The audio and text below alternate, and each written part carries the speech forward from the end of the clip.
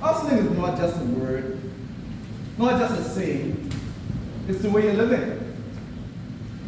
Are you living the life you would love to live? The life you're dreaming to live? This starts with a hustle. May not be your hustle, but it could be your mom's hustle, your dad's hustle, grandmother, aunt, uncle, sister, brother. Whose hustle are you living on? Who paved the way for you to be here? Mr. Chairman? Oh, man. Fellow Toastmasters, guests, in the gallery, Zoom, good evening. Good evening. When did you start hustling? You see, for me, it all started at just about 8 years old. Young, round, chubby, fat boy running around Temple Christian. What does a hustler look like, though? Victor. You? Hustler.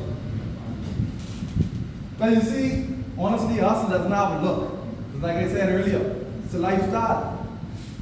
I've taken some time and reflected on what the word hustle means to me. And evidently, I think being a hustler is more important than the word hustle. Right, sir. I pondered on who showed me what it was to hustle and what it was all about. By exuding this hustler's mentality, I'll show you how it helped me to navigate the various rough patches in my life. Growing up, I got to see my mom hustle. 5:30 every morning, we were up, 6 a.m., on the road. I went with her to work at 7. At 8 o'clock, she would drop me to school. 3 o'clock, she would pick me up, both me and my little brother, drop us home at 5, drop us home, and she was back to work for 5. That was until 2 the next morning, well, actually the next morning for me, because I wouldn't see her again until she was annoying me. Robert, 5:30, wake up! Woo! Hated that. How would she do it? I still don't know. If I could guess though, hustle. You see my first example of hustle? How could I fail? What? Check on my dad. I mean, this guy would also be up at 5 a.m. though, every morning. Marching out to the bus stop by 6, at work by 6:30 every morning. Left job 1 at 3, went to job 2 at 4. He worked until 12 a.m., 6 days a week. Hustle. I would have my parents and other adults speak about the word, but I never truly understood what it meant. And this was the key principle. It was not until I felt as though my parents were already overwhelmed that me and my obligations were a burden, my extracurricular activities were too much, and my dreams were not going to be realized. That divided me, began to hustle. This takes me back to about 3rd grade. So my mom decided that she had goals, and if her goals were going to be realized, she would have to make sacrifices, and as such, we would have to make sacrifices as well. Lunch money, thing of the past. New kid on the block, Libya spaghetti and meatballs. This is the straw. This is the straw that broke the camel's back.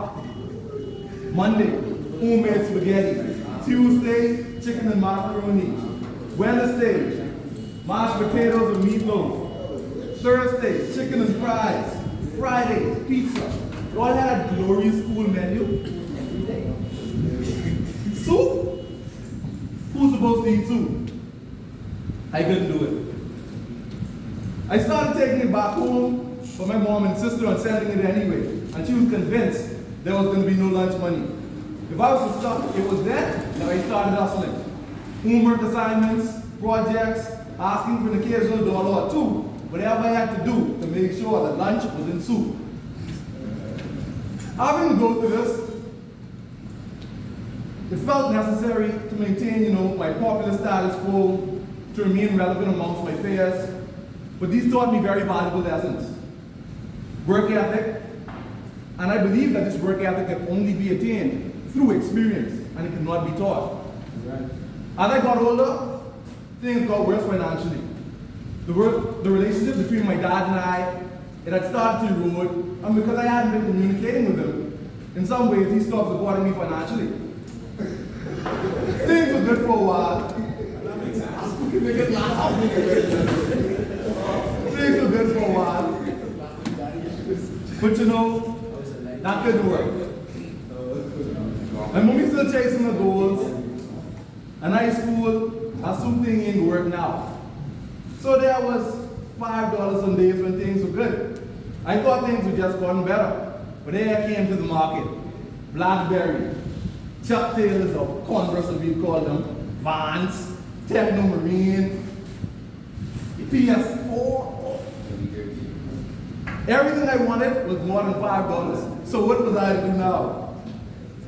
Two of my close friends and I would sit to the back of the French class, every class. No matter where we were assigned seats, we would congregate to the back, by the windows, look at the girls passing, and, you know, start planning our futures.